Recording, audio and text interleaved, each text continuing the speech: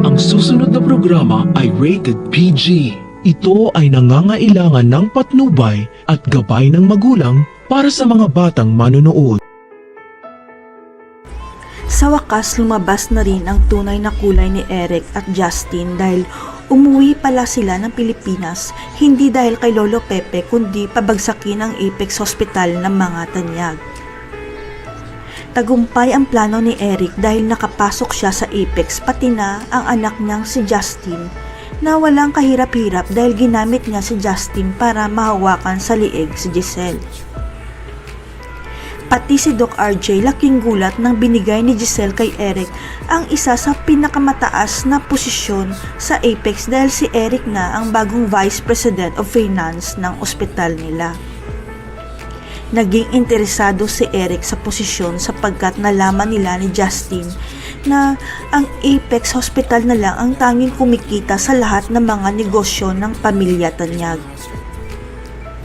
Kaya sa oras na magtagumpay si Eric at Justin sa masama nilang plano, siguradong pupulutin sa kangkungan ang pamilya Tanyag dahil sa maling desisyon ni Giselle. Ang hindi alam ni Giselle at Doc RJ, binibilog lang ni Eric at Justin ang mga ulo nila sapagkat hindi pala tunay na tanyag si Justin at si Eric ang may utak ng lahat. Tanging si Lolo Pepe at Kinito na lang ang nakakaalam na peke ang DNA test result ni Justin at Giselle dahil pineke pala ni Eric ang DNA test para mag-match si Justin kay Giselle. Sa kasamaang palad na sa ICU pa si Lolo Pepe at hindi pa niya mabubunyag kay Giselle na hindi niya pala tunay na anak at kadugo ang ipinakilala sa kanya ng ex niyang si Eric. Ang hindi alam ng lahat, si Justin pala ay anak ni Eric sa ibang babae sapagkat ang tunay nila na anak ni Giselle ay lalaki at hindi niya alam kung saan na ang anak nila. Hindi matanggap ni Eric na iniwan siya noon ni Giselle at inabandona pa ang anak nila sa Amerika at huli na niya nang malaman na si Lolo Pepe pala ang tunay na dahilan ng pag-iwan sa kanya. Nawala na nga sa Apex si Moira pero may bago namang kalaban ang pamilya Tanyag at mas malala pa sila kay Moira dahil hawak nila sa leeg si Giselle dahil kay Justin.